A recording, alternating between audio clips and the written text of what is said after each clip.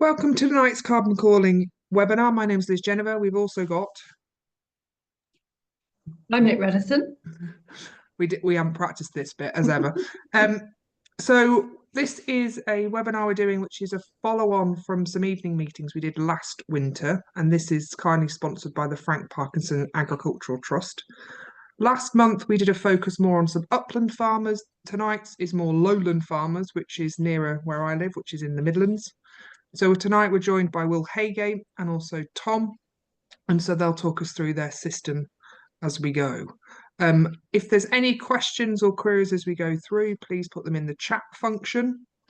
I also forgot to introduce Rona. So Rona's also joined the carbon calling team and is here to help manage questions of various things. Everyone. So yeah. Say again, sorry. Evening, everybody. And what we'll do is I'll just share, I've got a couple of slides to share before we start, and we're going to start with Will. Let me find the share button.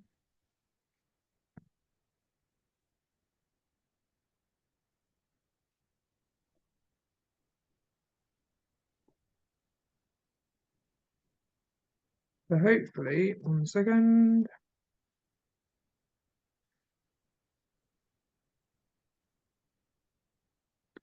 So as mentioned, thank you for the sponsor to the website, which is the Frank Parkinson Agricultural Trust. If you're not familiar with carbon calling, myself and Nic set it up a few years ago, and we're really focusing on trying to get farmers to be empowered to change systems and also to improve their well-being. Our definition of what carbon calling does changes every time we ask, but that's the general gist of what we're up to. The main part of our activity is a big conference that we do up near Penrith, which this year is happening on the 24th and 25th of June is the main conference. And then we've got a field day at Nic and Renault's farm on the 26th of June, which is just sort of half an hour north of Penrith. So first day is more focused about procurement and how we get regenerative farming to scale. Second day is the main conference, and our guest speaker is a consultant from New Zealand called Jules Matthews. And as I mentioned, the field day is on the Thursday. If you want to hear more about what we're up to, we're on Instagram. We've also got a YouTube channel, which is where this webinar and previous webinars and podcasts will be. And also we have a website. So that's the three ways really to understand what we're up to. You may have got this link via a newsletter. If you haven't and want to join our mailing list, please put your details in the chat function. I'm sure that probably breaks some GDPR rules. Or email me, which is liz@lizjennifer.com, and I'll get you on the mailing list. The key thing from Liz, you might just want to make your we could only see, can't see the big picture. It's like oh, better? not yet. Yes. Apologies. So yeah, just if you hadn't got the dates, that's the 24th to the 26th of June this year up near Penrith. Carbon calling on Instagram, YouTube channel, and also carboncalling.farm is the website if you missed that before. What we're always aiming to do within any of the activity that carbon calling is doing is trying to keep people in the green bit. So this is, I love a graph, as some of you may know.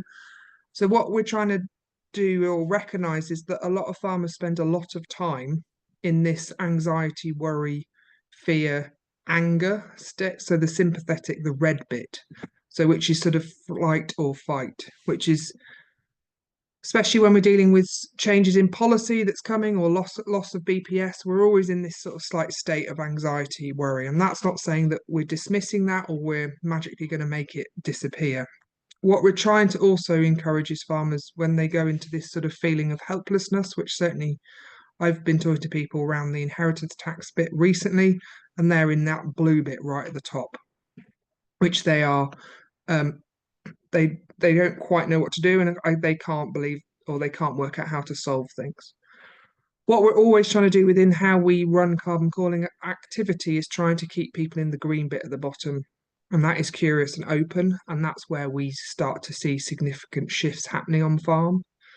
We're not going to see dramatic changes in systems when people are in flight or fight mode. So a lot of what we do may appear to be slightly unprofessional, but we like to think it's because we're trying to encourage people more into the green bit. So I thought that was useful to clarify. And again, at that note, I shall hand you over to Will. So I've known Will on and off for a couple of years now. So sheep and arable farm from Northamptonshire. So let me just stop that. And what Will's going to take us through is his system, a bit of what he's doing, how and why he's made the changes he's made in the last few years. And as ever, if you've got any particular questions or queries that come up as we go through the presentation, put them in the chat function, which is on the bottom bar. And we'll deal with anything, sort of points of clarification at the end of Will's presentation, and then other questions we'll take to when Tom's finished his. Over to you, Will. Thank you. Right, I am going to turn my video off because my internet is not the best, so I am still here, but just shout if there's any questions or whatnot as we go through, or if you lose me or anything, then please holler. Right, hello and welcome. This is, well, been asked to just give a bit of a brief history, or not history, or a brief summary of our farming system. I've tried to tailor it a little bit to what Liz and Nick wanted, so we'll see how it comes across. So, Great Cretan Lodge Farm. This is where we are, a small little village just Northamptonshire. I farm in partnership with my parents. We're a mixed sheep and arable farm on varying land types, from anything from light sandstone to 50% clay. So we get a bit of everything. We have a few hills, but most of it's the plains, as Nick said. We're a lot flatter than what they are. We run about 700 Highlander ewes, and then another 200 ewe lambs running dry. The arable is made up of owned, rented, and different contract farming agreements, all within probably a 10-15 mile radius. And then we've got another about 600-700 acres of contract spraying, which we do on top of that as well, probably 15 miles away from home, but that's all in one block. So that's a brief overview of what we are and where we are. How did it all start then? Where did things, well, some would say go wrong, and some would say what changed my perspective?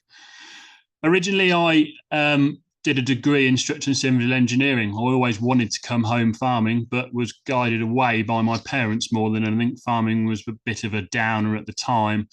Wasn't very profitable. So I went and did a degree in structural and civil engineering and worked for 7 years before I was allowed to come home. We took on another block, and it was either I came home or we employed somebody else. So desperate to come back, I came back for harvest.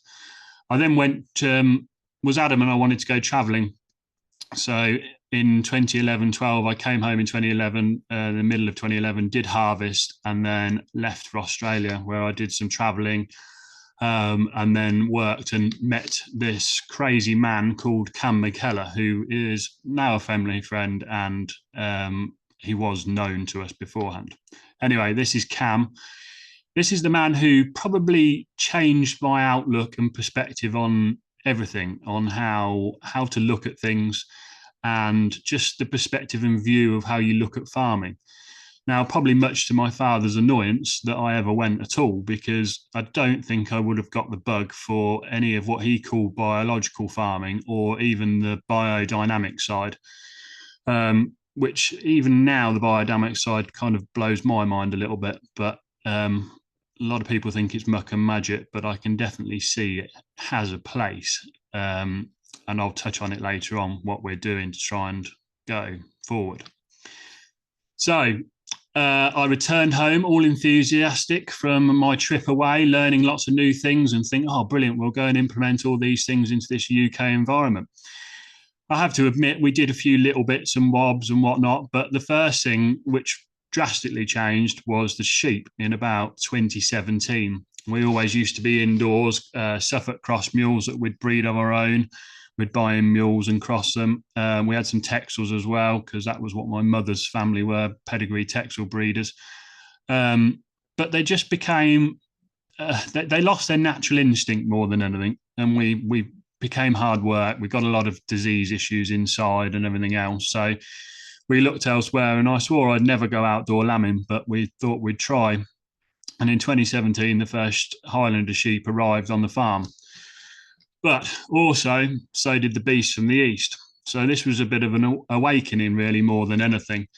We'd got them on cover crops, because we've been doing a bit of cover cropping and whatnot. And I remember going one day to try and feed them some haylage, and it was pretty treacherous out there. I mean, probably Nick would say that it's only a little light covering, but for us Lowland boys, it was quite a bit. Now, I got there, I rolled the haylage out in a fresh break, opened the fresh break up, and they completely ignored it, trampled all over the haylage and just put their heads through and started eating the cover crop. So I thought a few choice words and thought, right, well, that's opened my eyes even more. And from that moment, I never really turned back. I thought, well, if they're going to keep doing that, then what else have they got potential? Anyway, we went on, lambed them. The weather didn't get a lot better, but to be fair to them, they lambed with little bother. So what was the plan was to cull out all of the old indoor lot. We ended up, over a 2 to 3 year period, we ended up culling them out that year, to try and then build the Highlanders up more quickly and move on to just an outdoor lambing system, which we have done ever since. So on the sheep side, we are a closed flock, only by genetics through Innovus now, rightly or wrongly. I am looking at whether the Highlanders are lovely sheep, but sometimes can scan a little bit high. We end up with a lot of triplets. So whether we're going to put some Romley back over it, I'm unsure at the moment. That's something up for discussion. We run an A and a B flock. The A flock goes all back to Highlander genetics, and the B flock is either an Abermax or Primera. We sell 90% of our lambs on the dead direct to farmers fresh. So we're looking for the carcass as much as anything, just to try and put a shape on a Highlander, which sometimes can be a bit plain. One thing we did do quite early on is started using management tags, Z tags. Now, to be honest, it's probably one of the biggest things that I'd never change. It's completely revolutionised our lameness management. At lambing time, everything is recorded to its mother and tagging at birth. We tag the lambs at birth. Little things like anything that's a fence jumper, so any ones you have problems with, as long as you can get or use a pair of binoculars to find its tag, you can then cull it out. So we're pretty stingent on culling. The vet has a bit of a moan at our culling percentage, but I want something that's going to lamb and behave itself, if you know what I mean. So we want a fairly tight, close-knit flock. We tried to finish all the lambs as fat, which is the dream. Last year we did, years previously, and this year we've sold some stores so far. This year's been a bit of a nightmare. We got homunculus worm quite early on in them, and it's just put them back a fair whack. So we still got a lot of lambs about at the moment, but they're getting there slowly. We do all our own fecal egg counting now. Piers, our vet, set us up with a microscope, and we just do it as and when. However, we're probably moving a lot more now to drenching based on daily live weight gain, because you'll see a drop in the daily live weight gain before you will see the fecal egg count go up. So on the main lots, we're weighing a lot, if you know what I mean. Like when we wean, we split into 3 bunches. So we have the smalls, mediums, and large. The medium and larges we're weighing every fortnight or whatnot, so we can base it on the daily live weight gain, whereas these store ones, we're more on fecal egg counting still.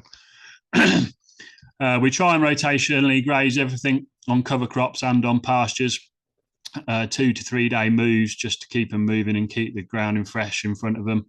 We have done some mob grazing as well, which has been okay with sheep. It's definitely improved the permanent pasture. That was on a 90 to 100 day rotation on 2 day moves. You just got to be careful what class of stock you put on it, because some do well, some don't do as well. Now, as my father says, everything needs to have a job, a purpose, or a role, or otherwise it may as well go. To be honest, I think this is just him trying to justify all his old tractors that he's got in his collection in his shed. But hey, the sheep as a role, bringing back the golden hoof, it's nothing revolutionary. It's only what the older generations, grandparents and great grandparents would have done. But as we're trying to get sheep back into the arable, as much as we can, they've become an integral part of our arable system, definitely over the last 8 years or so, whereby we graze all cover crops. We have started grazing some wheats and everything, none this year because they just haven't quite grown as well yet. But we're very lucky. We graze on our own, we graze our contract farms and other people in the area as well. So it's another way of processing it more than anything. They have a phenomenal way of processing it. It's better. I find it's better to send it through a sheep than leave it there. I know there's a lot of different opinions. Yes, in the ideal world, I'd like to graze a third, leave a third, and trample a third. The weather normally interferes with that, so you end up trampling more than you should, or they graze more than they should. But in the end of it, most of it will regrow. I think a lot of it comes down to patience than anything else. Transportation of beneficial bacteria and whatnot, they're very good at doing that. Protozoa, things like that, they can move it about, getting livestock into sad old arable land that's probably not seen sheep for 50, 60 years. So hopefully they're transporting it about. And the last one, managed disturbance. Everyone's a bit scared of making a mess sometimes, and I am as well, especially when we're on others. But to be honest, if it's managed carefully, it can have a massively positive effect on the ground and everything else. So a little bit of poaching can actually aid rather than hinder, definitely, and for drying out in wet, boggy bits. I couldn't find the photo, which I was going to put up of that, but I will try and find it while Tom's on. Right, the arable side. Over the past 8 years, we've just tried to move to a more regenerative way of thinking in the arable rotation. We have gone to direct drilling, rightly or wrongly. It has helped with blackgrass pressure more than anything. Just not mixing it into the profile each year and keeping it on that top surface has helped a lot in reducing plant numbers and what germinates and what doesn't. It's not the be all and end all. I will admit that not everything is direct drilled. We still do some subsoiling and other bits because the land's just not quite there, if you know what I mean. Soil health. We've tried to look a lot more. Everything is focused on soil health, or definitely from my perspective, as to how is it going to aid it, what advantage could it bring to us, and what impact it's going to have on the soil health more than anything else. So everything is soil health focused. One of the biggest things we have done in the last couple of years is changing the approach we take to NPK. We were for years spreading on variable maps from one of the big companies who do soil testing and put vast amounts of TSP on, and were assured that our maps would get evened up one day.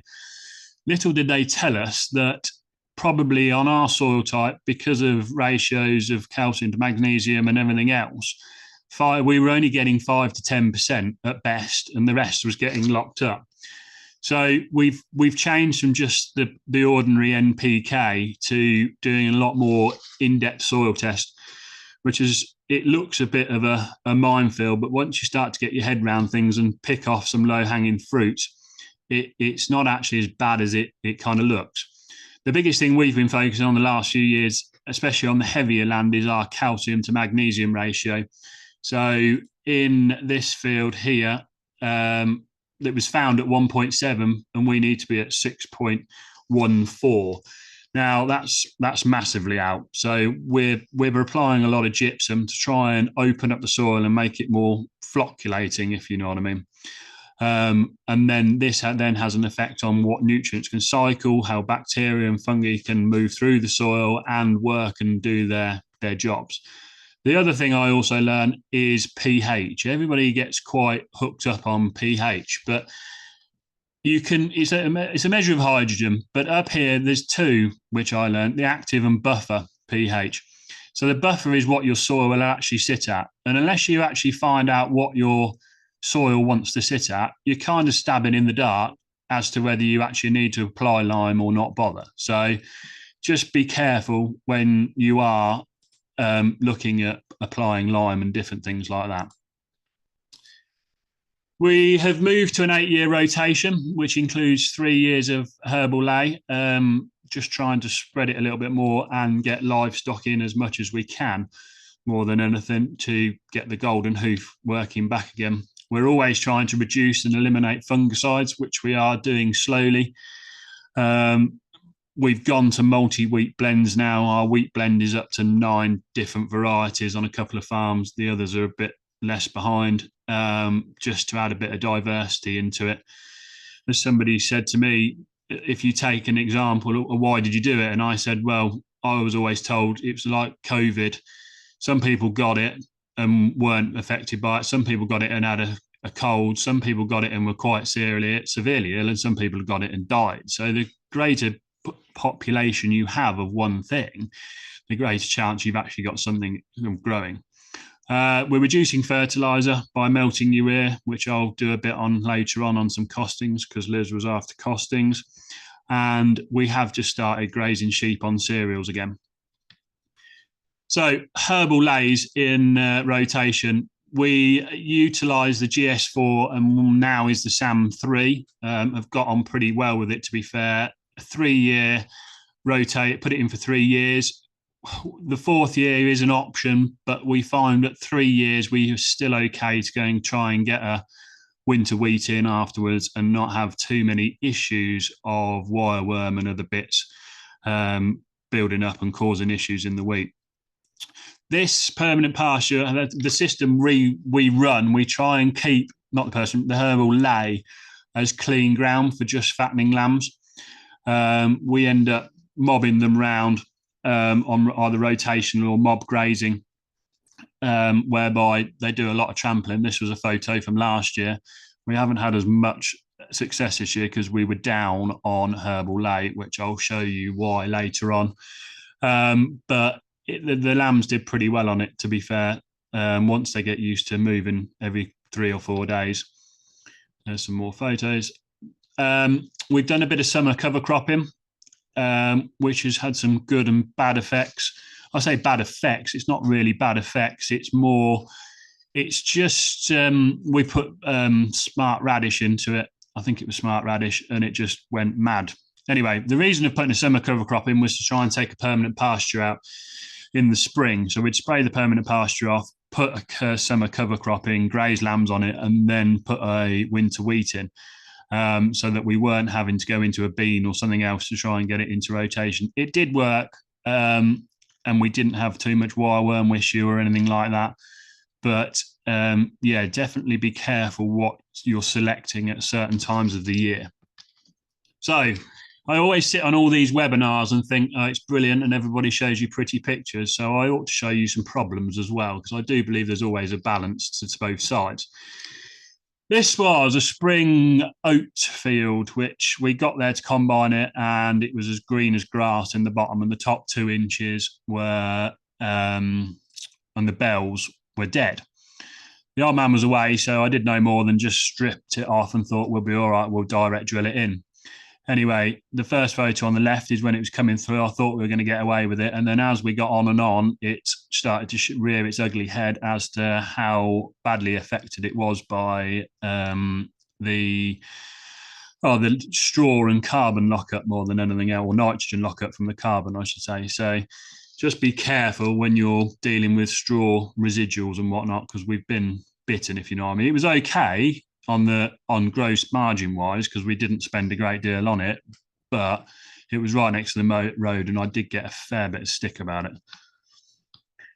Next one is a understory of clover, which is something I'd love to work, because you go combining in August, September, and all of a sudden you've got a nice green crop to go and stick lambs on.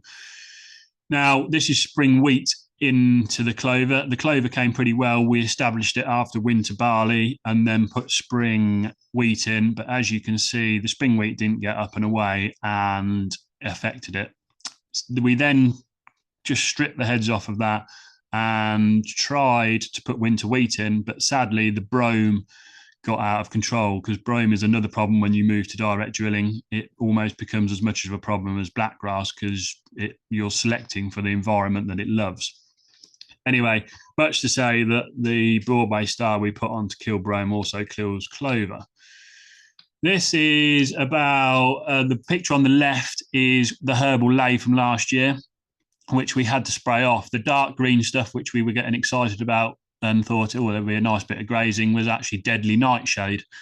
There'd been a muck heap. It's in a rented field, and the muck heap was an old muck heap that we spread, and it came from the lady's garden for the big house. We'd been there for years. Anyway, I think she'd got deadly nightshade in the muck heap somehow, and we spread it all over the field. Little did I know, actually, that it was only probably an annual, and if we'd have topped it, we might have got away with it, but you learn something new. The other photo is just of disturbance on a wet, heavy-ish clay field. I'd got a better one of how it looked after we drilled, but I can't find that at the moment. Right, workshop projects. I do love a good workshop project. Now, everything and anything. These are the fencing. So I've got a thing about fencing being a one-man person. Just in my head, you should be able to do it on your own, if you know what I mean, or one of us can do it. So I'd made a system so you can always drive forward, and then we've on the wrapper system, so it always picks up behind. But you want to be able to just pick a post and go, which seems to work quite well. The polythene blue pipe is for jumping electric fencing, which is another good thing. If you've got electric fencing and you're doing a lot, I'd recommend it. The next little picture is Johnson Sue. We've started to make a couple of Johnson Sues for putting on seed treatments. The next project I'm going to make is something for mixing it onto the seed and get it on. From what we can see, we're going to do some extracting as well, but if we can get it on the seed and get the Rastafarian roots and everything, get everything going, there's a photo I'll show at the end. It can have quite a big impact, or from what we found in trials we've done. We melt a lot of your own urea, so fert price went up a good few years ago, and we started to look at alternatives. We use the likes of Efficient 28, but the cost is still astronomical compared to what you can actually melt your own. So we built a mobile melting system that we can take round from one contract farm to another, and then it's got an 8,000 litre Bowser on the back of it that we can just pull in the field and suck straight out and go. This year I've built a copy of a Chaos Springs compost extract sprayer as well. We have a lot of permanent pasture whereby we want to get variety of seed, get some more seed and clovers and plantains into, and also get the Johnson Sue extract out and get some molasses on to help with anthills in Pacific places. So we've built this to try and conquer that, but we'll see. Right, the next one is a video which I'm not actually sure if it'll play.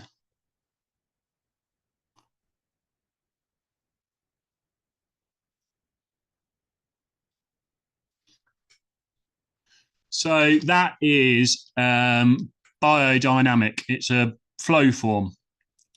This is where it kind of gets a bit heebie-jeebie, and I'll probably lose a lot of you. But the flow form is designed to increase oxygen uptake in the water. So per pass, you get 0.2 of a milligram per litre in each flow form. So going through 3, you get 0.6 of a milligram per pass. So by adding oxygen to the water, you're adding energy effectively. Now, we did this a lot in Australia, and this is where I learned a lot about biodynamics and everything else, and flows and forms and everything else. It makes the plant take up, and because it's energized, the plant takes it up better, I should say. I never got time, but the other thing it does, it makes it stick to the leaf surface better. I was going to try and do it on a sheet of glass, and I never got round to it, but I'll try and send something out if anybody's interested, or get in touch. The other thing it also does is off-gas chlorine. So those 3 flow forms will do about 1,000 litres in 20 minutes on tap water, because we aren't set up for rainwater everywhere yet. We have only we've only got mains water at certain places. So that's, yeah, it is a bit of heebie-jeebie, but there's a lot to it, and I think there's a lot more potential of an easy win, if you know what I mean, of what can be done. I must also say a lot of these have been part funded by, well, the melting of urea, the compost and the flow form have been kindly funded, part funded by Angling Water, who have been phenomenal, and I'm very keen to help anybody who would like to do projects and whatnot. Costings, right. I thought I'd go through quickly the melting urea. So if you're buying urea at £385 a tonne, that equates to 0.385 per kilogram. We melt 600 kilos, so a bag, in 1,000 litres of water. One thing to be careful of, when you melt it in 1,000 litres of water, you're going to add the volume of 450 litres. So always make sure you've got plenty of space to do that. From that, if we use that, we spray that out at 38 litres a hectare, we end up giving the plant 7.23 kilos of N. And then that's equivalent to 15 point, well, not equivalent, it is 15.72 kilos of urea per hectare, which is equivalent to 63 nearly kilos on the soil. So 15 through the leaf is the same as about 60 on the soil. Now that's Joel Williams's kind of equation. Graham Sate would say 15 kilos is about 80. Now that might be more the case in Australia and a lot drier environments, whereby you're probably only getting 40 to 50% utilisation when you're putting it on the soil, because it's such a dry, arid environment. Right, so 15 kilos compared to 60 kilos at that price is a 75% saving. So there is a big saving, or saving potential, definitely. And the one last thing, our total urea spray program, where we mix everything else in, was less than 60 kilos on the ground. I will say, as a caveat, there's a little bit more to it. It sounds simple, but things like weather, delta T, plant growth stage, and logistics come in and make a big difference, if you know what I mean. So to wrap things up, I'd have to say it all comes down to one thing: the soil. As far as I'm concerned, we all live from it, and at the end of the day, we're all going to end up back there. So if anything, we focus on soil health nowadays a lot more than what we used to. Just everything comes back to how we can improve it, because we're running out of active ingredients. Not that we want to use them as much, but the healthier the soil, the better we're going to be. Get a decent soil test. That has completely changed our system and how we look at it. Do it with someone independent, not somebody you're selling with. There's no point fighting nature's chemistry. Someone said that we were putting, well, the prime example is we were putting the TSP on and only getting 5 to 10% of it. Our calcium to magnesium ratio is a mile out. So you're trying to fight something, and it will always win one way or another. And finally, if you do give them a chance, they will come. So on the bike, hopefully the photos come up. On the left is a rape plant. They're both rape plants, both in the same field, both from 50 yards apart, I think they were. The one on the left had I think it was just a nutritional dressing from the seed treatment people we use. The one on the right had a nutritional dressing. We were very lucky to have John Kempf come out to the farm just before groundswell. And he said we were low on certain things, or thought it'd be a good idea. So we had someone make this up for us, the nutritional dressing, and we also added some Johnson Sue to it as well. And I didn't quite believe it, but then when the agronomist said the other day, no, you need to come and have a look, you can definitely see the line where you can see the bigger plants, but the greenness of the plants more than anything is phenomenal, and it just shows what it is capable, if you know what I mean, from doing putting a little bit of compost on it. So that's it. Thank you very much for listening. Thanks, Will. Yeah, that's great. Just a little bit of compost and some other things. Just a couple of questions, or clarification. Just take me through the anthill thing. What are you doing with anthills? The anthill thing. So we are gonna put Johnson Sue on, but a lot of it is molasses because it's very bacterial. They're very bacterial dominated. So I was told the other day, putting almost neat molasses on them will hopefully give the fungi and good bacteria a chance to overcome. We've got some which are really bad, and we've got to go through with a power harrow first and knock the top off. Like you couldn't even drive a quad bike through it. It's that bad. And that's on like grassland or yeah. Yeah. Okay. It's all on grassland where we've got a problem with them. Yeah. And then you mentioned soil test and a decent one. So I think there was a quick flash. I think it would. Are you using SSM? Yeah. SSM. Yeah. Yeah. Ian Robertson. Sorry, it probably didn't come up for very long. No, it didn't. No, it was there. Just I want in terms of clarification. So you've been using them a couple of years.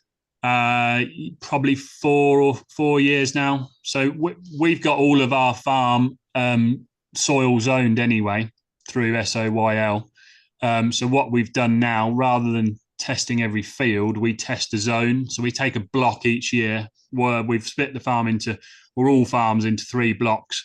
So we're not doing the whole lot because they're not the cheapest. They're about 120, 140 pounds a sample.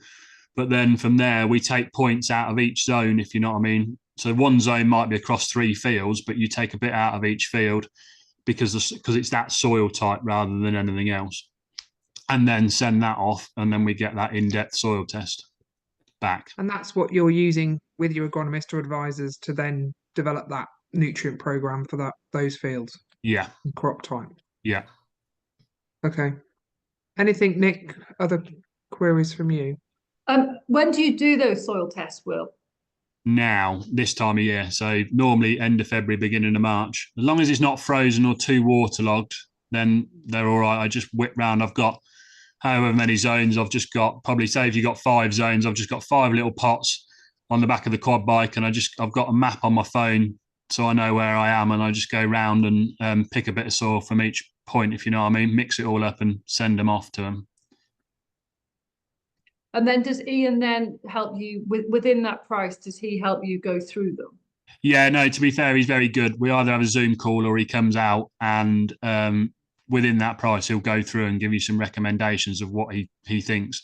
And to be fair, he's pretty good at training you to what to look at, if you know what I mean. So I can just about work out what we should be concentrating on, if you know what I mean now. Well, I say just about, yeah. Not quite as much, nowhere near as much knowledge as he's got, but yeah. It just completely opened my eyes. Like we were fighting against stuff, and it was all because our calcium to magnesium ratio was out. And this is the 4th year of putting gypsum on in, like we've not been back, but since we started 4 years ago, and you can definitely tell where we have put gypsum on, it's definitely opened the soil up and flocculated it a lot more. Do you want to do that question, Liz, or should we leave it till the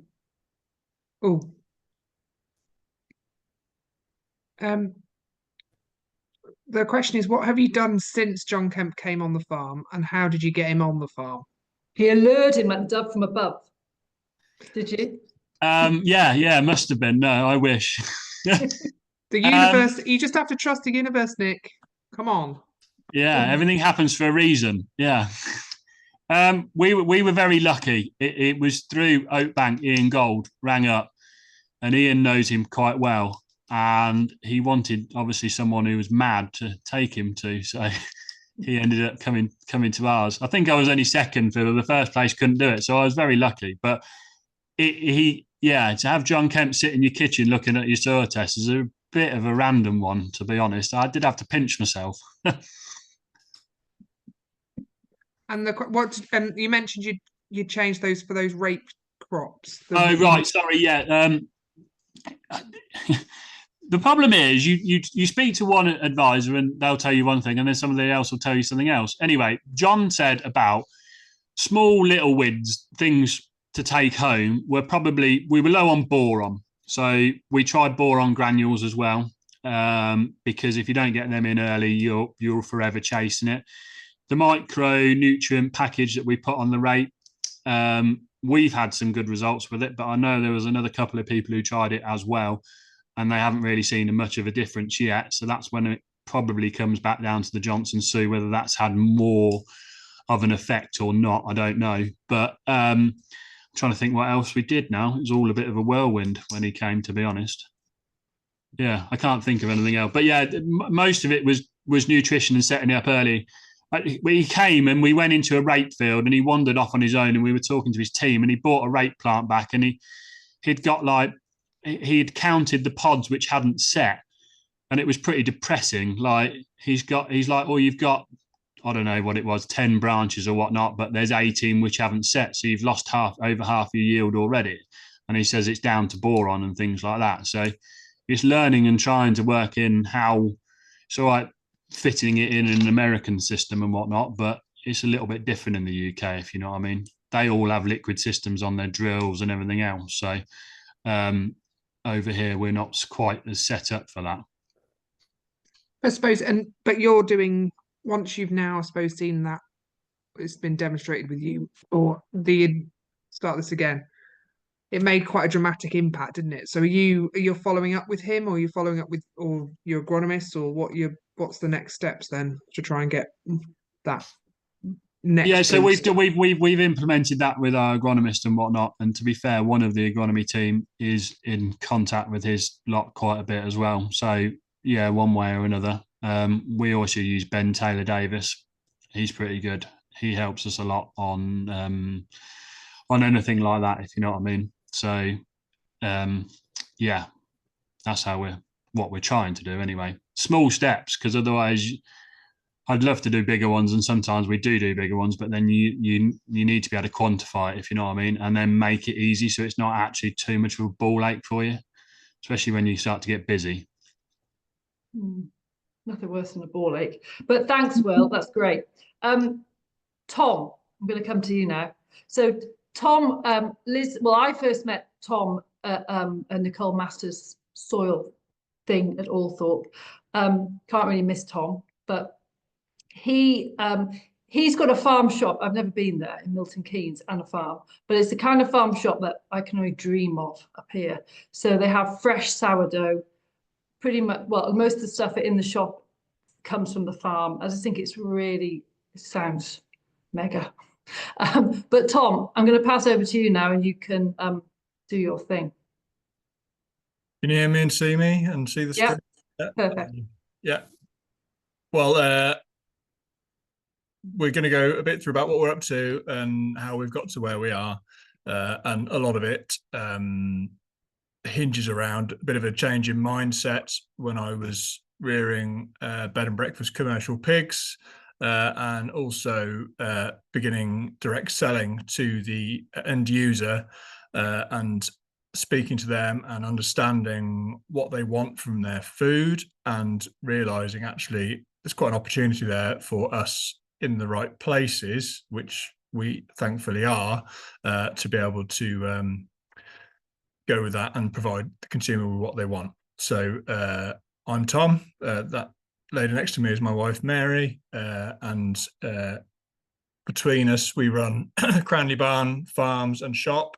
We're just outside Milton Keynes, about 10 miles from the centre.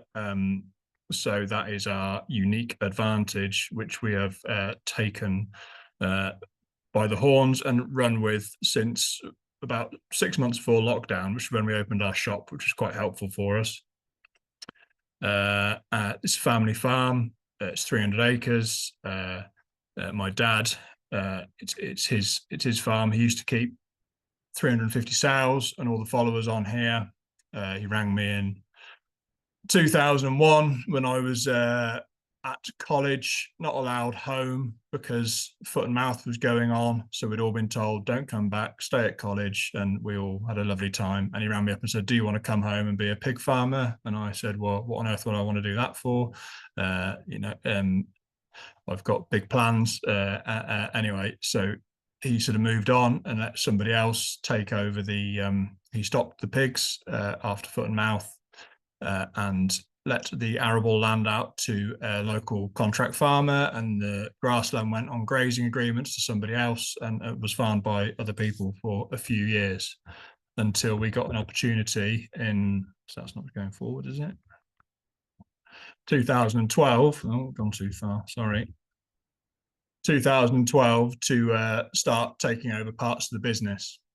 So Mary and I had just got married, converted a barn on the farm, moved home. At the time, we were both working in day jobs in the agricultural sector. At the time, I was working for Agri, doing soil scanning, zoning and sampling, looking at PK and MAG and not much else, and thinking that, you know, it's, you put 80 kilos of TSP on, you put 250 kilos of nitrogen on, and that will sort you out, sort of not really looking too deep into it. And Mary was working for Promar, doing farm books and things like that for the Tesco's contract.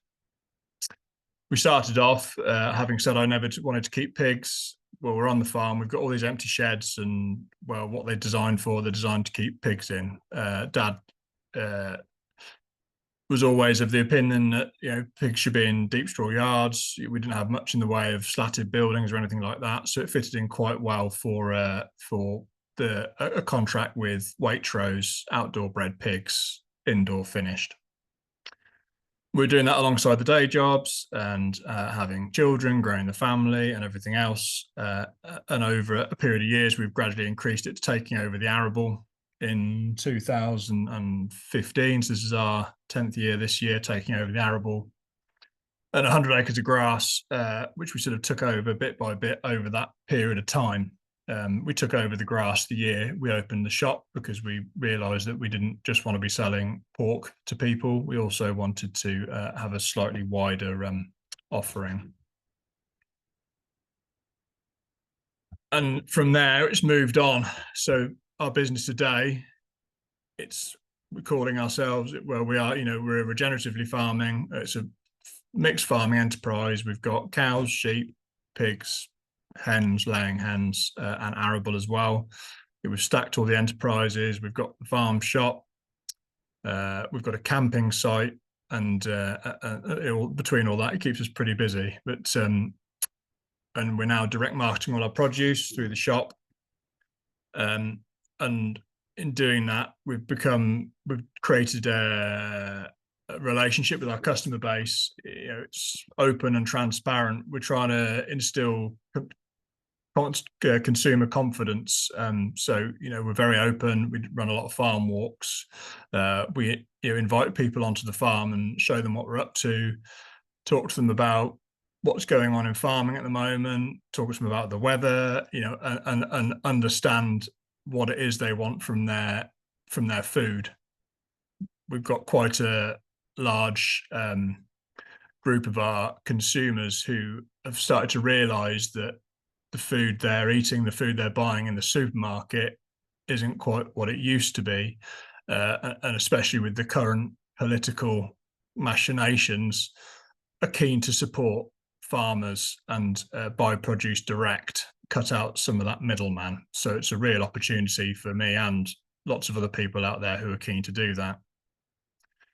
And we really have put soil health at the core of our business, and we'll talk about that as we go through the presentation. Here's where we started with the arable in 2015. The picture at the bottom was winter, spring 12-13. I'm sure those of you can remember that. It was a fun year. The field there being ploughed by a local contractor.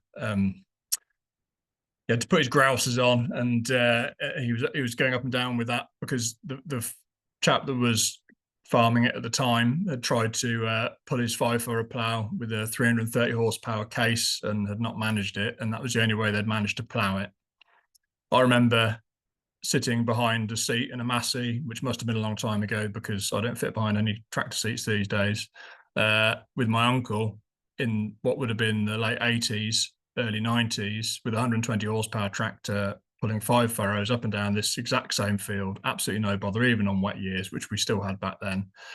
And sort of came to realise over a period of time, not straight away, that, you know, the soil's really changed, and actually it's changed in quite a quick period of time. But we've not really noticed it happening until something like this sort of comes along and you go, oh, right, okay, that's a bit strange. Why has that happened? So, and then the top picture with the Magnum, that's my prime mover. When I first started farming the arable, I thought, right, okay, we're going to do this full input, full output. You know, so I'd been working at Agri, and I'd gone to ag college, and, you know, I'd learned sort of the way to do things. Min-till was the way to do it, and, you know, you give it all the inputs. And I got come unstuck in my first year on a wet year in the spring, but I took all these things, put them together, and thought, right, why have we got these problems, and how can I build in some resilience to my business moving forwards? And it sort of all came together with a lucky accident, a big mistake. Will ended with his mistakes. I'm going to begin with my mistakes. We ploughed it up in that first year, and it could only be described as it ploughed up looking like wheelie bins, and then out the back of these big grey, horrible wet slabs of soil grew the black grass. So horrible it broke the screen on my camera, as you can see. But, you know, a large portion of our farm looked like this. We thought we were ploughing down a seed bank and we were going to plough up some clean ground.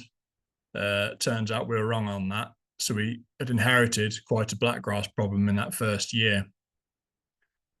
I'd been on the circuit. I'd moved from working at Agri to working at Anglian Water as a catchment advisor in Will's catchment. That's where I first met Will. And thought, well, we'll be going to all these field days and we're all talking about cover crops. So, you know, let's have a go at this. So we put a fairly simple mix in there of mustard, vetch, Phacelia, and buckwheat. And it grew well. We had with the pigs we'd had for all these years, we obviously had quite a lot of nutrient in the soil freely available. And this was my first foray into cover crops. So I thought, wow, you know, this is good. You go out there and it's all grown amazingly well. The mustard did struggle a bit. That was when we were just coming into the first problems with flea beetle. But it grew ever so well. And I thought, right, okay, let's find someone to graze this. I didn't have sheep at the time. So I rang up my neighbour and said, oh, do you want to come and graze my cover crops? He said, what's in it? I said, oh, well, told him what's in it. And he said, buckwheat, no, can't graze that because that can cause problems with your sheep. It can cause phytosensitivity, which causes sort of blisters and burns around their lips if you're not careful. So I spoke to a few people, and turns out that if you let the buckwheat die off and die back, then it does massively lessen that risk, especially as you'll be grazing them at a time of year when there's a lot less sunlight. So we waited, and he bought some of his older sheep that he was a bit less worried about that up to graze this, and we grazed it off. Oh, I've got these in the wrong order. All right, here we go. So we grazed it off. Really good job. And we started digging around what had been a grey wet slab, and it had turned into what was starting to look like a more structured soil, considering there was no air in there, and it was completely devoid of any structure. It was a big step forwards. It looks a lot better than that now as well. And as you can see, the white sort of you can see the around the roots, there's some white material. That's saprophytic fungi that could come in quite quickly in that first year. And then moles and everything else, because the worm activity increased pretty significantly as well, having the sheep across it. Turns out I overgrazed it. We left the sheep on there too long. I rang the grazier and just, come and get these sheep off. And he said, oh no, I can't get there for another few days. And by the time that he went, they'd had every inch of greenery off that field, and I'd been left with a completely bare soil.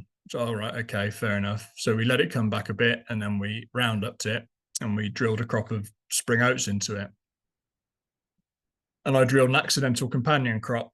So the Phacelia and the buckwheat came back in amongst the spring oats. We'd moved to a claydon by this point, so that's why it's on wide rows, as you can see. and it came up together, and we thought, well, what are we going to do about this then? So we went in with a cleaver spray, which it needed spraying for cleavers anyway, which knocked the Vaccinia and the buckwheat back and allowed the oats to push on. This is in one field out of a block of 3, and whilst this was all going on, the previous year we'd had spring beans in the other 2 fields of this block, and then we'd taken it out for a year with this summer cover crop, and planted the oats at the same time into the block of 3 fields. When it came to harvest, it outperformed the neighbouring fields by about 1.5 tons a hectare. And why has it done that? And I've still, it took me a long time to actually work out what we'd done, and we'd created this diversity, which we're all being taught about at the moment. We're all learning about, and I'd done it by accident and sort of stumbled my way into turning what had been horrible grey field into, one of the better fields on the farm.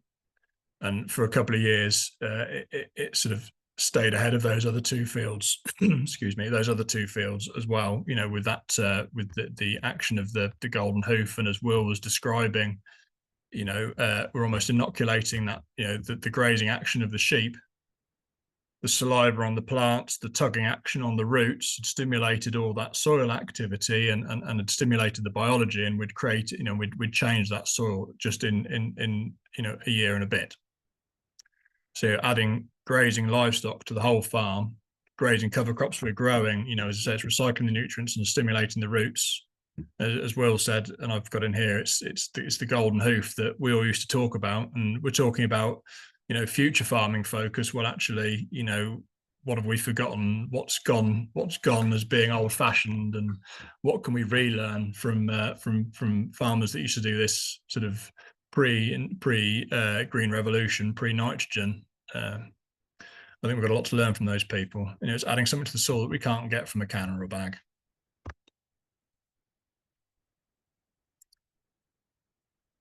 So the arable now, we're using a Claydon drill, strip tilling. It's only 200 acres, so we're not in a position to be buying multiple drills. We've got to use what we've got and make it work for us.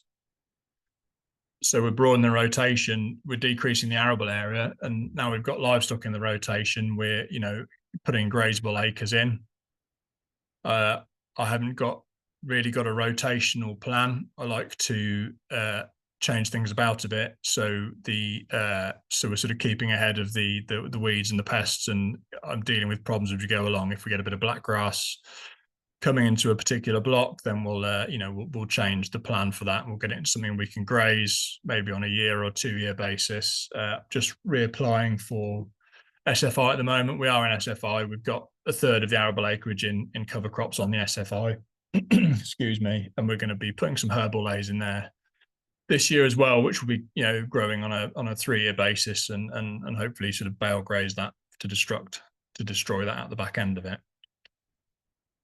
Over a period of 7 years now, since I had that fortunate mistake, we've been reducing our arable inputs, improving our soil health, grazing it. We've been using catch crops and cover crops. It's been a long road. We've certainly not gone cold turkey overnight, but we have moved things on somewhat since we started with this sort of very conventional max input, max output mindset.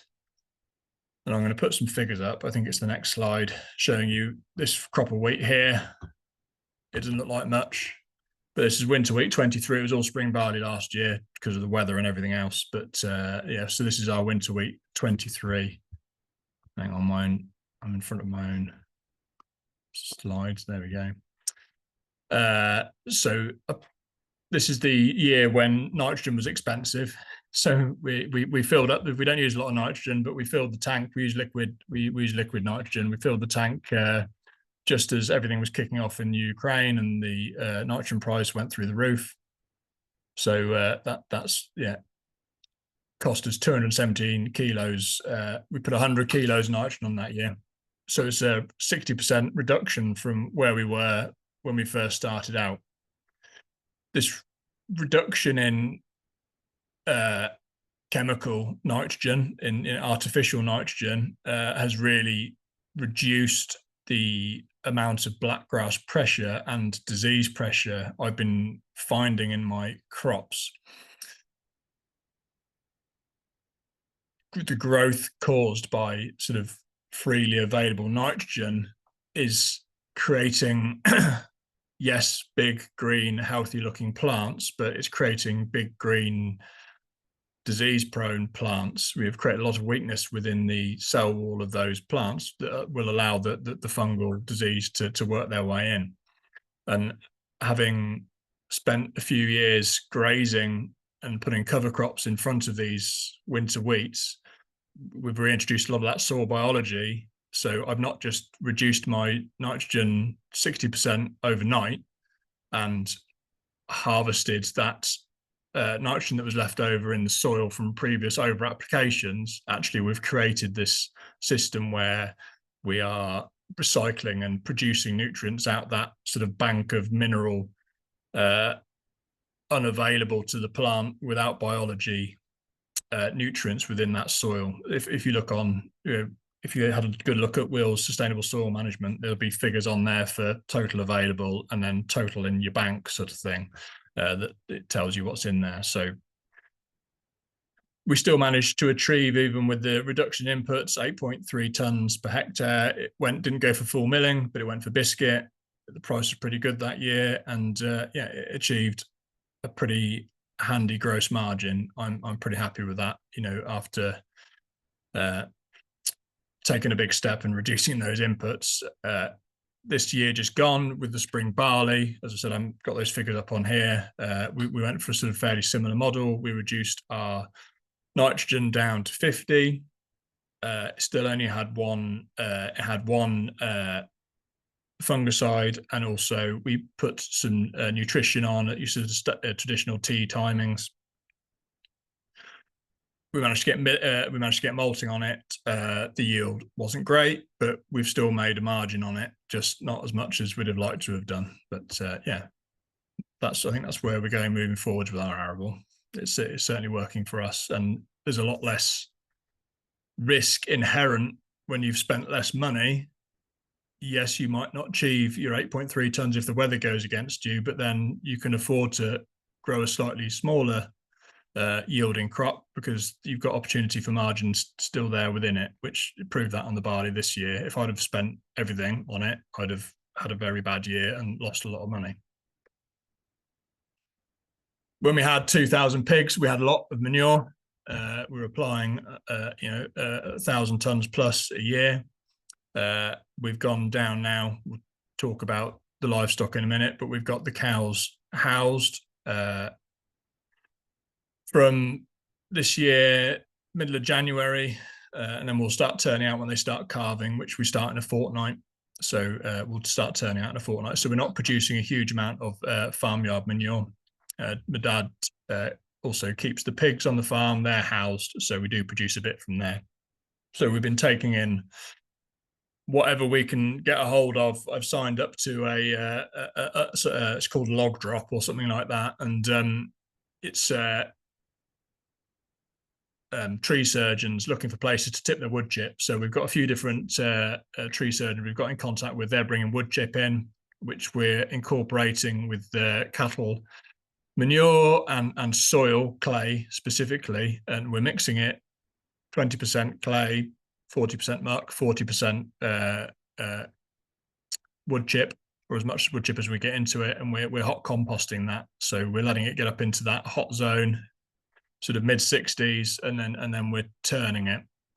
I'm not forked out and bought a compost turner or anything like that. We're just going in there with the loader, and we're turning it when it gets hot. It's quite labor intensive, but on that right hand side picture, that's what it looks like once we've let it cool down and then put worms into it. So yeah, we're creating a nice spreadable product pretty quickly, and then we're putting those worms into it and further processing it. So we've not done it yet. This will be the first year we're going to be doing it, but we're going to be creating a soil a seed drench, same as Will's done. So we're going to be mixing that up and putting it on as a seed dressing. I'm also, because we've created about 150 tons of it this year, we're going to make some compost extracts, not compost teas. So the compost extract, we're going to put we've got a big 5,000 litre tank. We're going to put a basket in the top of it full of this compost, and we're basically going to wash everything out of it into the water, and then apply that using the sprayer at the tea timings, and we'll see how we get on with that. But from talking to Will the other day, it sounds like that, and the talk we've just had now, it sounds like that some of the bigger wins are using it as a seed dressing. So we're definitely going to work on that as well. Watch this space. So I've gone to the farm shop now. We opened it in 2019. The main reason we opened it was because the way we were producing the pigs, we get paid every month, and then sort of the last month or 8 weeks, as you were pulling pigs out, there'd be a gap in the payment, and it was leaving a bit of a gap in our cash flow. So we thought, right, okay, what can we do to help this? Well, we'll take some of the stock out of the system, and then we'll butcher it and we'll sell it to the consumer. And yeah, it was a really good start in 19. And then shortly after we started, well, what happened? It was COVID. So all of a sudden, nobody had any food. The supermarkets had run out, shelves were running empty, and people were looking to buy produce. The pigs we were selling were the same line that you'd buy in Waitrose, outdoor bred, indoor finished, but the difference was we were hanging them for a lot longer and creating something that people really saw value in. We did just pork for a year or so, and then we started, when we took over the grassland and started getting our own sheep and cattle in the job as well, we started bringing those in too. But it's a really good opportunity to speak with the consumers and actually find out what they want, and what they're asking for was, from a ruminant point of view, was they want grass fed, they want to know where it comes from, they don't want antibiotics or hormones. So it's a learning opportunity as well, because we can help consumers understand that actually, well, they're not being used in UK beef, and in UK meat, we're not using hormones, but because it's something people have seen on the internet and YouTube, it becomes the truth for the UK. Not even that might not be happening in this part of the world. And we say we're self-certified, so we're not red tractor, we're not organic. The beef and the lamb is being produced to what would be organic standards. The grassland doesn't get any ferts or sprays or anything like that. But we prove what we're doing through the farm walks and having these sort of open relationships with our consumer. It's very different to sticking 200 pigs on a lorry and sending them on their way, and then you get a data sheet back at the end of the day to say what they've killed out at and any problems or anything like that. It's much more satisfying. So, armed with all this information, we thought, well, what kind of animals do we need? How are we going to make this fit in? We thought, well, we'll go with longhorn cattle, because they're, being where we are, it's one of the nearest native breeds. There's a very good gene pool. There's lots to buy. We're not going to struggle with interbreeding or anything like that, because it's a really broad gene pool. And we just started with 10 heifers, and we bought in some stores. We've been increasing that slowly. We've probably been eating more than we should have done, because we've only managed to get to 15 breeders this year. I was hoping to buy a few more, but with prices where they're at the moment, we might have to just keep breeding our own back. But we're aiming to get to 24 calves a year, so we can bring some replacements in. We've managed to find value for every animal that's been in our farm. So we bought a slightly older cow. We got 3 calves out of her, and she had extremely long horns, and she tried to castrate me when we were TB testing. So we thought, well, okay, we don't really want her around anymore. So off she went. We weaned her off, and we gave her a few months to get fat. We put her through the shop. We explained to people what it was, and it was going to be a very different taste experience to what they've been used to. And once they knew what they were buying and what they were eating, I think there was a lot of appreciation that we'd got the most value and given that animal sort of the best end that we could have done, really, considering the system that we work with. They're eating charcoal here. We don't feed any licks or anything like that, but we do have access to biochar, which is made in a local woods just up near Silverstone by some chaps that I know. And they also get we've got hives on the farm, and they get the waste honey from them as well. They seem to like both those things. When we first started, we just turned them out in the grassland and left them to it. We had 10 cows and nearly 100 acres of grassland. We took it back on. We took it back on from the grazier in a phased process. So the first couple of years we were doing it, they were cutting silage in the bottom fields. But as our numbers increased, we sort of started taking bits of it back. So the first year they got access to the main bulk of the grassland. They spent the entire summer hanging around under one particular tree and grazing one particular bit of land, and a lot of the grass went rank and unpalatable. It had been managed for silage for quite a few years, so it had been sprayed with broadleaf weed sprays. It had nitrogen and phosphate and everything else, and it was growing good grass. But my sudden change in system certainly challenged it somewhat. So it all went to seed, and we put them in there, and they didn't want to eat it. So we thought, okay, how are we going to manage this? So we got another neighbour in with a large flock of sheep, and he came back, and we sort of knocked it back as much as we could. We let it regrow in the spring.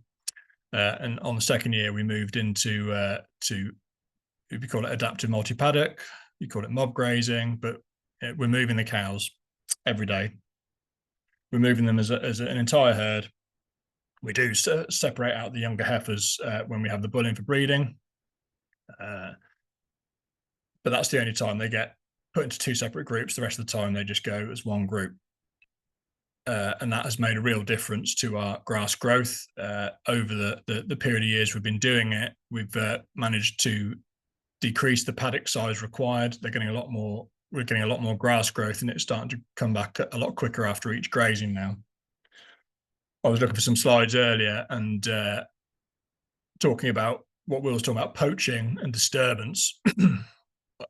We moving them every day, yes, you may cause some poaching, but because you've got a long rest period in between, it gives opportunity for recovery and regrowth.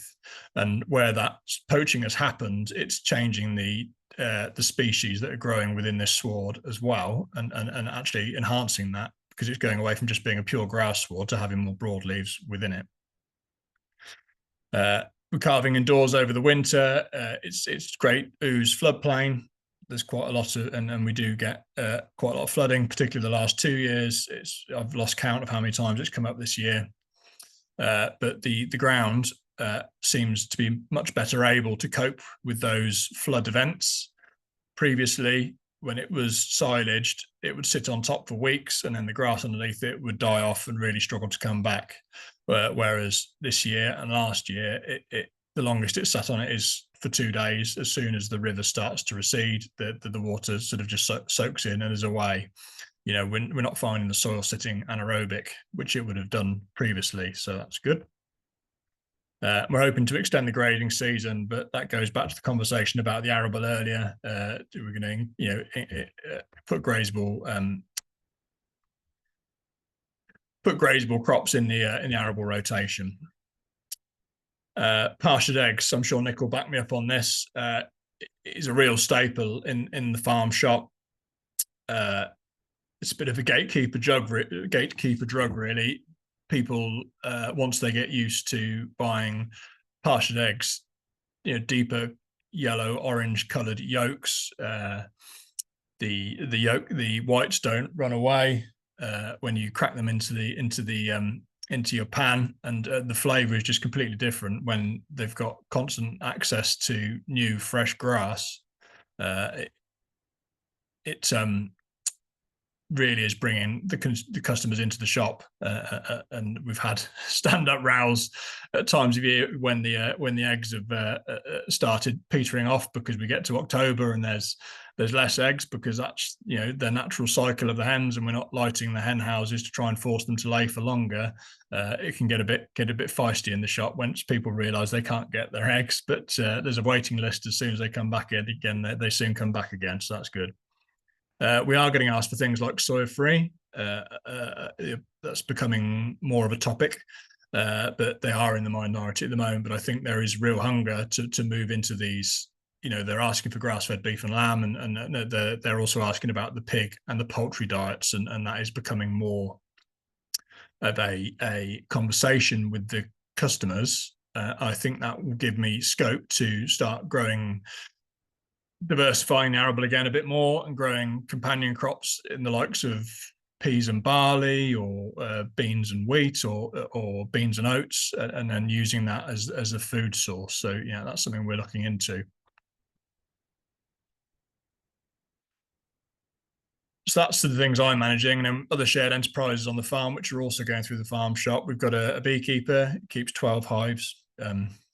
I did go and have a look at the bees. When people say, "Oh, Tom, do you keep the bees?" But for those of you who've only seen me on a very small screen in front of you tonight, I'm 6'11". Will's about an inch shorter than me. So, and they managed to find, he's only about 5'8", and they found a bee suit for me to go. "Oh, we found the biggest we could find, Tom. It's a large. It's quite big." So, and then they had to gaffer tape in between the tops of the gloves and the bottom of the suit, and my wellies as well. I got stung all over, so I'll leave that to him. But the bees are really sort of doing well in our system, and the honey, the flavour of the honey is completely different to sort of what we used to sell through the shop when they first sort of started keeping bees down here, and there's a lot of oilseed rape being grown in the area. The flavour of the honey now, they're foraging for more diverse species in the pasture and in the cover crops, and as you can see behind the bees here,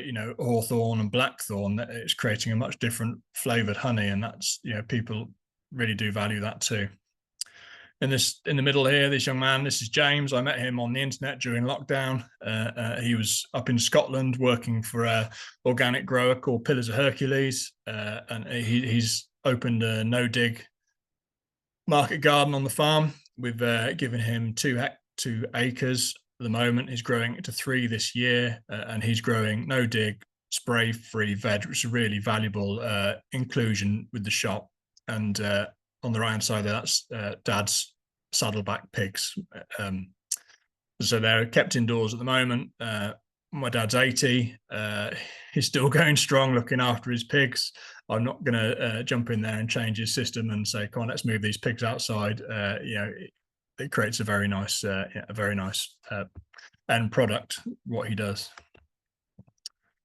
And a bit of an abrupt finish, I'm afraid. Sorry, but yes, that's what we're up to. Any questions? Thanks, Tom. That was amazing. I can't get the picture of you out of my mind in your bee suit. Gaffer taped me in. It wasn't secure. It was not great. Not a good day. Did you get stung? I did several times. Yeah, I did. Not through the gaffer tape though, but on that image, a couple of questions, Tom. Where, how, who does your slaughtering, and do you hang them all? For how long? I'm guessing as well. Slaughtering is becoming a bit more challenging. I was using Long Compton in Chipping Norton, but I'm sure some of you will be aware they shut down. We go to Bedford, one of the smaller slaughterhouses in Bedford, and they do our pigs and our sheep. Some of the steers we dehorn, and they can go to the same one in Bedford as long as they're under 30 months. But if they go over 30 months, or they've got horns, or both, we have to go to Redditch or Uttoxeter, which is more of a drive. We are looking at sort of changing the breeding a bit and bringing in native Angus, sort of grass-reared genetics, grass finishing genetics, so we can get a bit more hybrid vigor and polled, so we can finish them below 30 and have them polled as well, which will make life a lot easier when it comes to slaughtering. The pigs we hang for 10 days. The lambs and the mutton we hang for a week, and the cows get hung for 3.5. It adds a lot of flavour to it, adds some cost to it as well, but especially on the older animals, the coal ewes and the older cows, it really is important to hang them for as long as possible.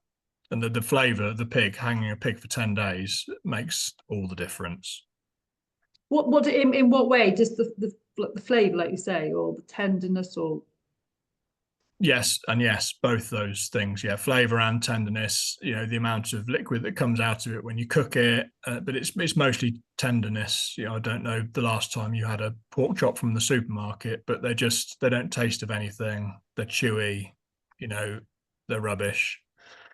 But a customer comes in, he's carnivore, he buys a lot from us, and there's quite a few carnivore customers. And he bought a shoulder of pork, and he had it cooked, and it was sat on the side, and he was carving away. And his wife said, "I don't know why you buy that, because, you know, I hate pork. I've never liked pork." And he went off to go and do a job and came back again. She'd eaten about half of it. So it turns out, you know, she doesn't like supermarket pork, which I think is the same case for a lot of people. So. And then another one, just a clarification in terms of how do you achieve having beef in the shop throughout the year if you're calving generally in the spring? I slaughter over 30 months. And we bring in, as I say, we're culling some out as well. So we're trying to get spread as much as possible. At the moment, we've got one every 5 or 6 weeks. And going forwards, we'll be aiming for more. And when we get to calving higher numbers, I expect I'll start split calving. So I'll do spring and autumn, and then that will give a spread as well. Glenys and Miles Postlethwaite has raised their hand, but I'm not sure what that means. So if you want to ask a question, unmute yourself. If not, then maybe put your head down. Who knows? This is a question for both of you, and this is from Tim, our podcast sponsor, to Cactus Tree Guards for your tree guarding needs. There is evidence from the US of a very serious serious issues of nitrogen in our drinking waters, which may lead to tighter restrictions here. Obviously, you're both reducing nitrogen, and how far do you think you can go? Is zero artificial nitrogen a realistic goal given the amount of N available from manures? Do you have it in mind what would be the correct balance of livestock numbers to the area of arable crop grown? First question, is it possible to go to zero artificial N? Tom, you're nearly there. Will, you're reducing it. Could you reduce it further, Will? We're down to last year. Some of it we managed to get down to about 130 kilos of N per hectare. Yes, it's a bit of a catch-22 because the nitrogen is still needed within the system, if you know what I mean. And I know there's different forms and everything else. And yes, my overall goal would be to do it without, and we're slowly moving that way with we're going to a slightly hybrid organic way of using herbal lays and whatnot to build fertility. So you have your fertility building years, and then you go on and use it, and then we'll go a couple of weeks, and then a bean, and then a cover crop and spring crop, and then another week, and then back to herbal lay. So yes, I think it is. Anything is possible, isn't it, if you try hard enough? But yeah, how long it will take me to get there, I don't know yet. And Tom, you mentioned that some of your consumers are asking for soya-free. Have anybody talked about nitrogen or artificial nitrogen, urea, or anything yet? They're talking about nitrates or nitrites in bacon, but they've not got to talking about anywhere else at this point. Okay, and then the subsequent question, which is about this balance of livestock to arable. Tom, I suppose at the moment your demand is for animals, but you also have a demand for flour, so it's a difficult one. I think for us, we're not quite there with our sweet spot yet. We need to increase the livestock more. We've only got 100 sheep and 40 or 50 cows, and 100 acres of grass, and including that with the arable as well. But I'm aiming, the organic growers farm without any nitrogen.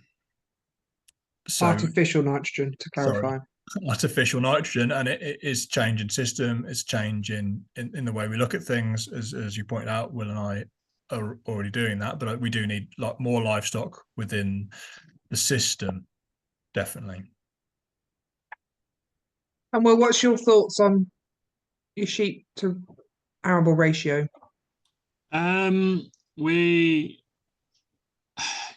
Yeah, it's a hard one really, because it depends on year to year, if you know what I mean. Some years when you've got brilliant cover crops, you want more and more sheep, if you know what I mean, or if things grow like mad.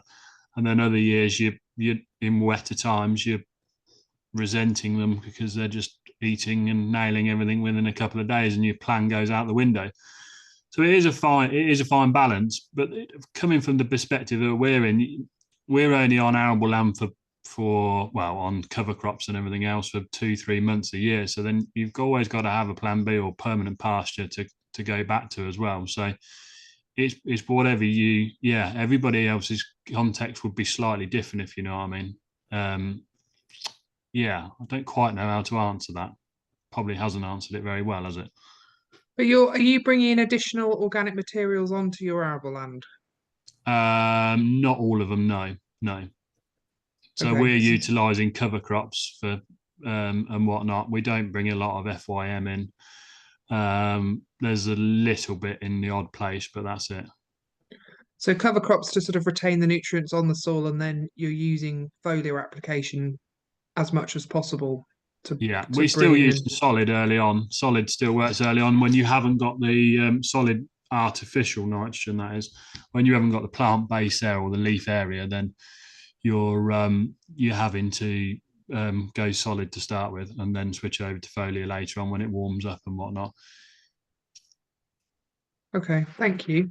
And Tom, I missed the one from Glennis and Miles, which was, are you any grain going into your cattle? Is it just off grass? Yeah, just off grass. Yeah, which makes them a bit harder to finish this time of year. The cattle finish, full grass when the grass is growing like stink. They've got lovely marbling yellow fat, but this time of year they're a bit leaner. So it's part of the learning experience for the consumer that you can't expect that level of marbling when they've been eating hay or haylage for a couple of months. It does change that meat somewhat, but it is still achievable in my experience. And Tom, what was the feedback from your older cow? Oh, people absolutely loved it. They said it was the beefiest beef mince they'd ever had. I've never made a lasagna like it,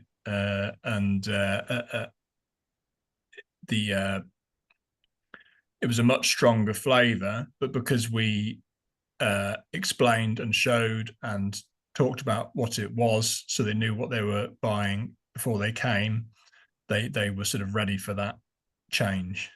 Yeah, no, it's Ian, sorry to interrupt, Nick. Ian Gould has just added into the chat. So zero nitrogen applications is another example of binary thinking: black, white, yes, no, good, bad. We can certainly move to low and artificial nitrogen in most scenarios, but it's certainly possible to apply it at levels where it does not affect watercourses, etc. Nutrient use efficiency needs to be the topic of conversation, not simply removal or reduction. Thanks, Ian. I'd probably have to agree with that. That's where, like, as I was trying to, the efficiency of using foliar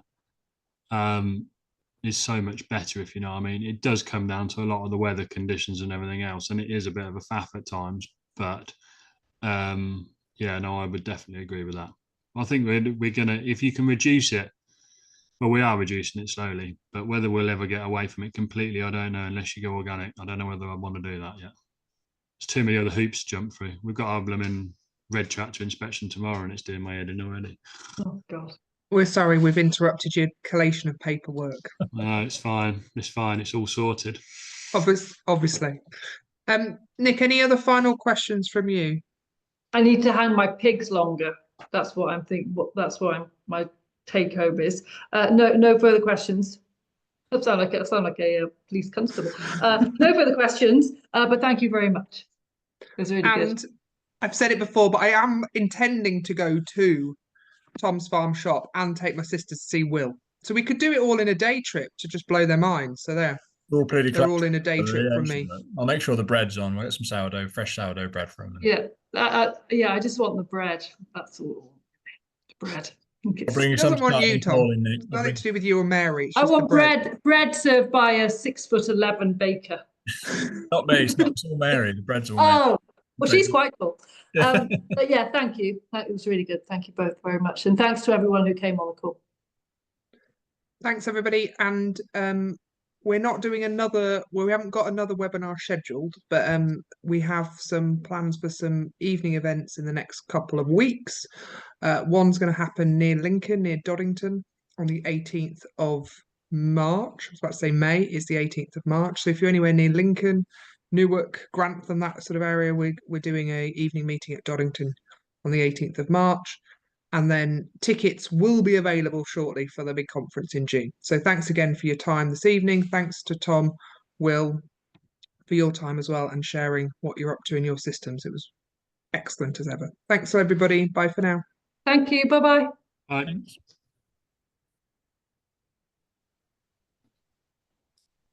Oh. She's still there. Sorry, I got click happy. Bye.